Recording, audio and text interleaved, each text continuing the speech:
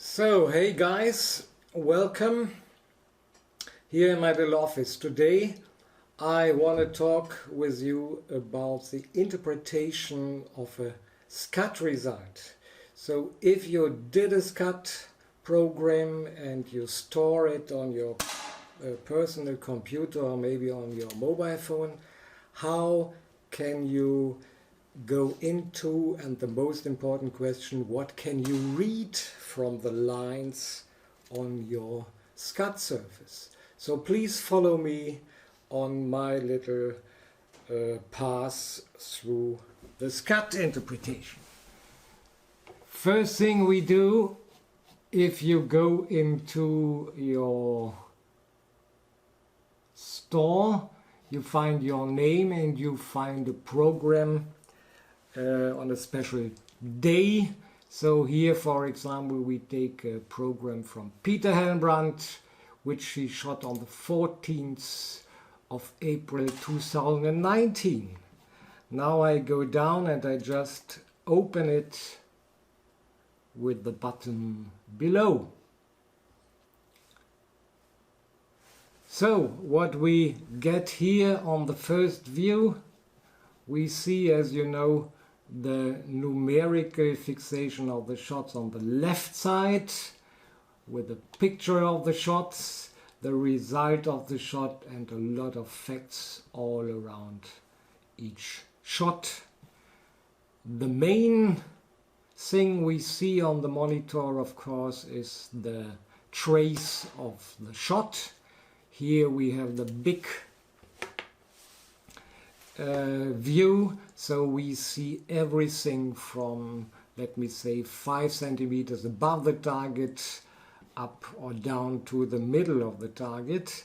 And if we see this shot from Peter Hellenbrand, we saw he came a little bit on the left side down. He made a curve to come to the middle, then he forced the rifle over to the center, and from there he comes down more or less straight, and then a lot of things happen in the center of the target. To get closer into this picture, we can click a certain space on the ring, and so we get into the one ring. So now we just see the way to the center, the way down, and the inside of the shot. And we can click again, let's say, to the 4 ring. We can click to the 7 ring and even closer. And now we see the inside of this shot. We see the happenings in the 8, 9 and 10. To get more information about this and to get it in the 3rd dimension, which is the time, we can repeat the shot or the trace. We can do it with a line here above. We call it timeline. You can see the time is running here, and we move it until the trace comes into the target. As we see here on the counting, this happens 4.3 seconds before the shot itself. The shot is 0.0. So Peter comes to the target 4.3 seconds before the shot. We go 1 second more to 3.3. We see in this second he moves down nearly to the middle of the target. We go another second forward, 2.3. So he came down at the height of the target. He has to go a little bit to the left side. We go another second forward, 1.3. Yeah. So he came from the left side now to a nice position close to the middle, this time on the right side. And let me see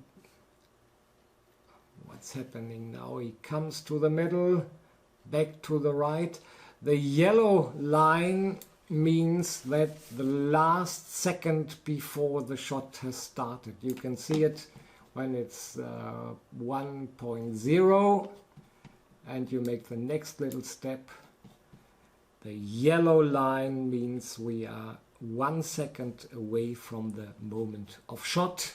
So we go forward.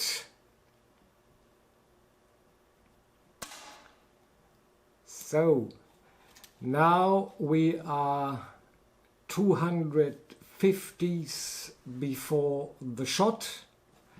Now the yellow line ends and the blue line starts, which shows us the last quarter of the shot and which we normally interpret as the happening during trigger. Release. So here Peter is a quarter of a second away from the moment of release. He's in a quite nice position close to the 10. Let's see what's happening. He goes through the 10, comes back, goes up. Now it's 0.05 before the shot. He gets, yes, and there he fires the shot. Boom. Yeah, this is the moment the shot is released. It's, as we can see here, it's a 10.4 and it's somewhere left high from the center. If we go on now with our trace line, the next thing which will happen is the reaction on the shot itself. You know, when the rifle explodes, it gives a physical reaction, and as we can see, this physical reaction leads directly and straight up. Now we go down with our zoom a little bit, so we open it to the 7 ring and we just follow the jump, to the highest point. You can see the highest point of the shot is, it doesn't want me. Well, the highest point is a little bit outside the 8 ring. It's normally 0.09 after the release, and as we see, it's a straight up movement. If we go on to the end of this red line, which we put on 2 seconds after the shot to show the real follow through, then we see that Peter here ends in the middle of the shot again. This means his follow through was a clean job because it came back from where he started. This is one of the most important points in your shooting. This you should learn, more important than everything else. Follow through and learn to bring back the jump line to the center of your shot. So if we go just back to the moment of shot, let's talk a little bit about the interpretation of all these numbers. So we see here shot number 1, 10.4. The next number is 7.9. This is the time for the whole shot. This is the first moment when he stepped into the target until the moment when he fired. This was 7.9 seconds here.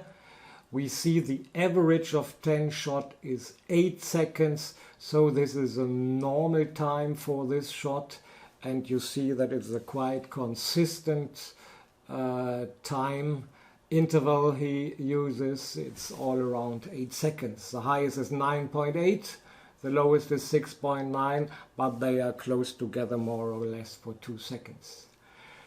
Yeah, this 10.0 means the size of the last second. The last second is the yellow line and the blue line. This is 0.75, this is 0.25. They both together make 1 second, and all the numbers here are calculated for this last second. So the last second was in the 10.0 for 100%. We can see this is right. It was in the 10.5 for 56%. This seems to be right as well. 10.10A5 means how long of this time he would have shot at 10. This is a mystical parameter. Maybe you better forget it. It's something you need a lot of drugs to understand. What we have here is more interesting. This is the speed of the last second. So during the last second, the rifle on the target moved for 14.2 millimeters. This is, we see his average is 12.8, which is not so bad. This was a little, or it is the highest score in the first 10 shot, which is typically always for a first or a last shot in a program. It's often a little bit out of the rules or out of the normal, because it's just more exciting. You press the button, you start to count, and it gives it a little bit higher results in movements. So we can say 14.2, and this is the speed S2, with the speed for the last quarter of a second, and it's calculated on a second. So just to make it comparable, we see that the speed in the last quarter got a little bit up, but not too much, and this means that Peter is able more or less to fire the shot without any additional movements. And if we see it over the whole 10 shots, we can see that it's more or less the same. Here we have a nice thing, which is the distance of the middle of the yellow line of the last second. For this, let's go in a little bit. For this we find a little pink cross here, and the little pink cross represents the middle of the last second. So if we would make this a space, the middle of the space is here.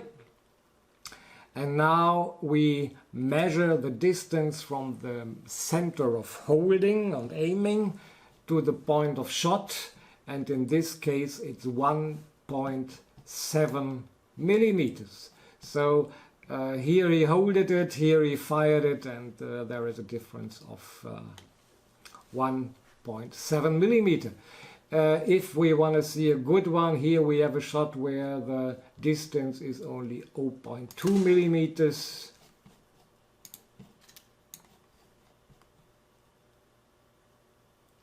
Let's see. So here is a point, the center of the holding area, and here we have the point of release, and this is only 0.2 millimeters away.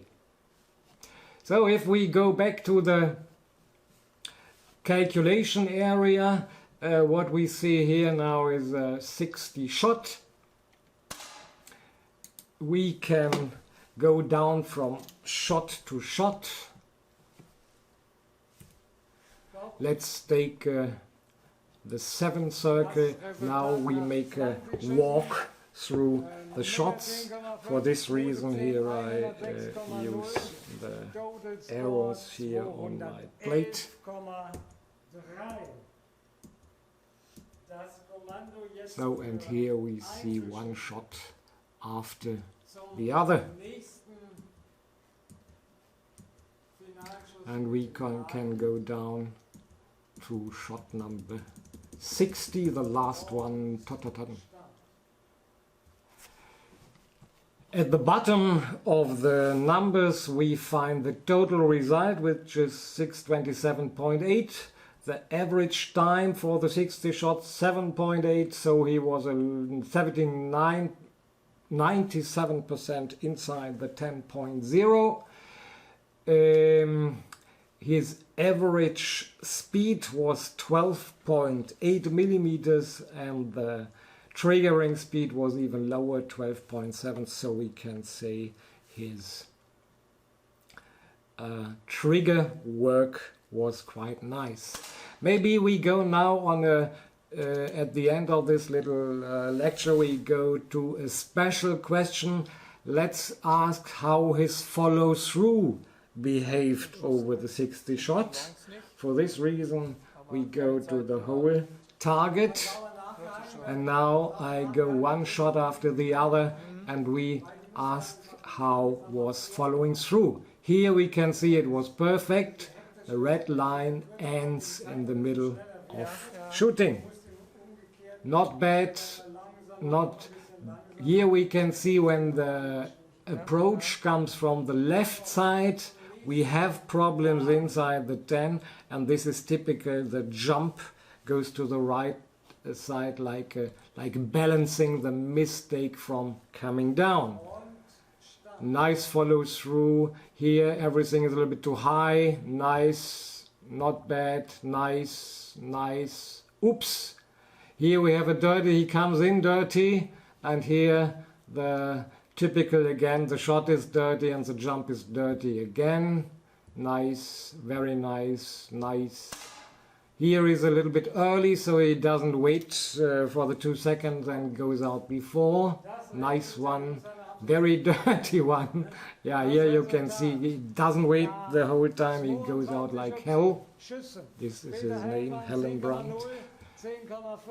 Beautiful, dirty, dirty, dirty. This is double dirty, you see. It's a dirty shot, he fires it too low. He definitely shoots a 9.7, and this is typical because he is angry, he gets it out like Zorro. So here we are, shot 41, dirty, dirty, oh, very dirty, very dirty, very dirty, double dirty, double dirty. Ah, this is a better one. Yeah, you can see here in the middle, follow through, obviously got a little bit out of bound. Maybe I kicked him to stop this. Yeah? I will have to phone him.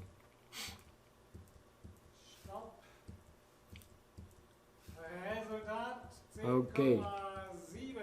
And here we are back to shot number 1. So as you can see, it's a nice result. 627 is something like world class, at least at this time.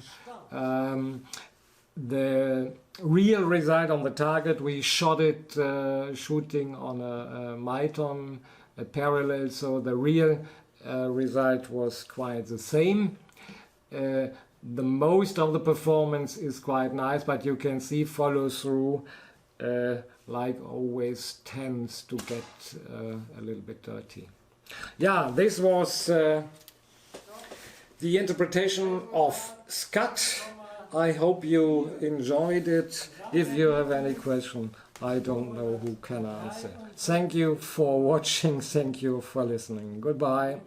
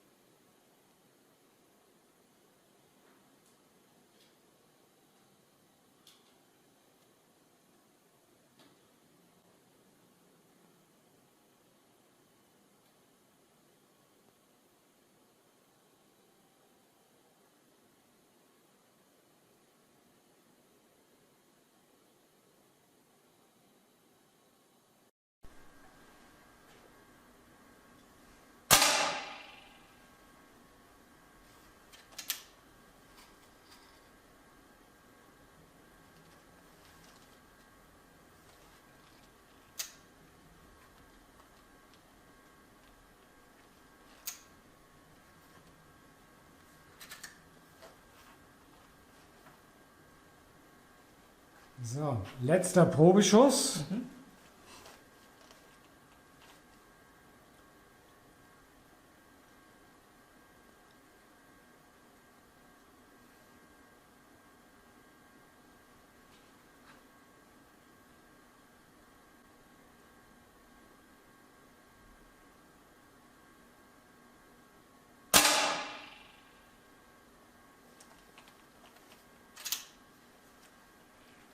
Okay, setzen wir die Maschine auf Start. Den SCATT können wir auch auf Match setzen. Okay, Peter Hellenbrand, 20 Schuss Luftgewehr. Seitenschwankungen sind zu untersuchen. Oh, setzt ihr die nochmal in den Match-Modus da, die Scheibe? Spaß. Ja.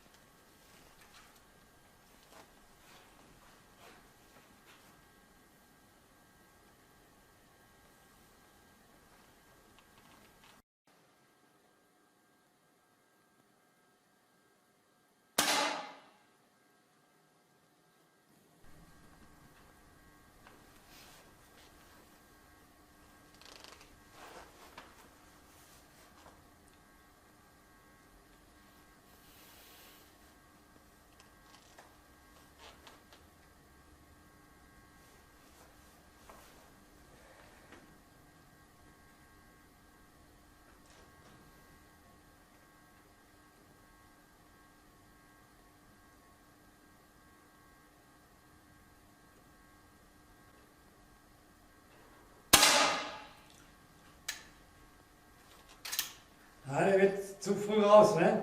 Dranbleiben. Ja. Es kommt, wenn du wieder einsteigst, kommt automatisch wieder der leichte Schlendrian, ne? Ja. Du musst dich wirklich auffordern, das durchzuhalten.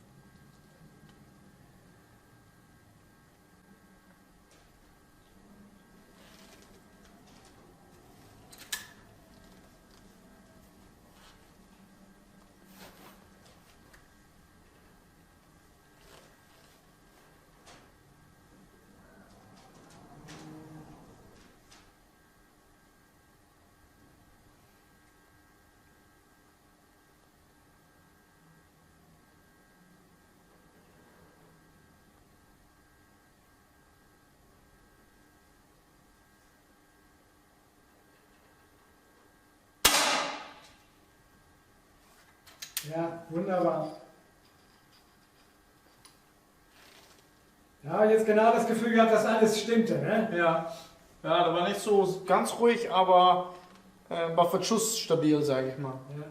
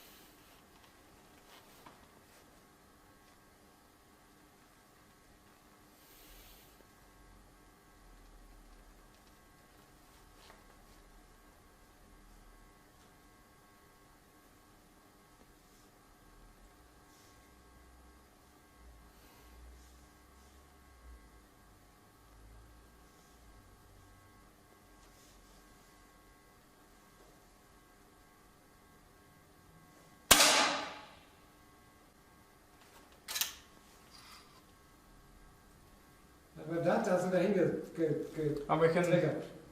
Ja, kann ja passieren. Ne? Fehler sind immer...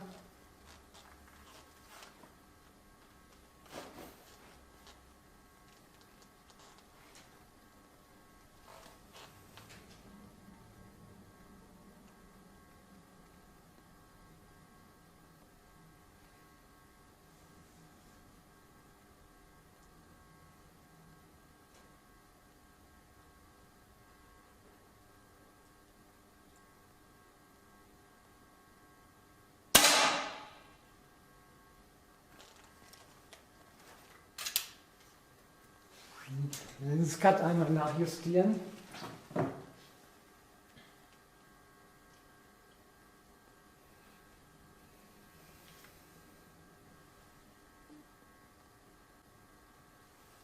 Okay.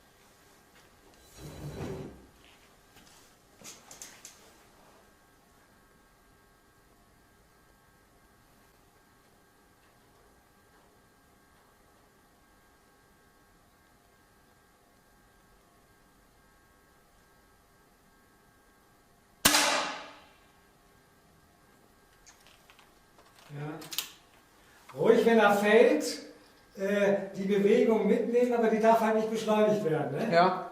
Jetzt merkst du dir für den nächsten Schuss, was gewesen ist und kannst darauf reagieren. Wunderbar. Ja. Also arbeiten, nicht beschleunigen, Flow oder so eine Scheiße, sondern ackern, jeden Schuss beurteilen, empfinden, reagieren. Ne? Ja. Schön so, ja.